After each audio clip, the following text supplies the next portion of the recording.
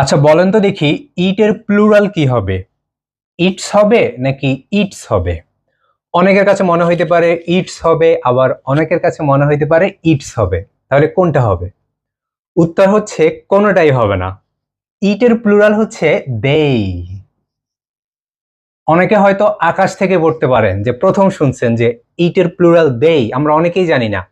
দেই কিন্তু ব্যক্তি বস্তু উভয়ের ক্ষেত্রে বসতে পারে। আমরা একটা এক্সাম্পল দিলে ব্যাপারটা ক্লিয়ার হয়ে যাবে। ফর এক্সাম্পল ধরেন, দ্য চেয়ারস আর ব্রোকেন। চেয়ারগুলা কি হয়েছে? ভেঙে গেছে। They need to be repaired. এগুলাকে রিপেয়ার করা প্রয়োজন। তাহলে দ্য চেয়ারস যেহেতু প্লুরাল, এটা যেহেতু বস্তু, এটার পরিবর্তে আমরা ব্যবহার করেছি দেই। তাহলে আজকে আমরা শিখলাম ইট এর প্লুরাল হচ্ছে দেই। এখন এখানে যেটা আছে এটা কি? এই ইটস হচ্ছে ইট এর পসেসিভ, ঠিক আছে? আর এই ইটস মানে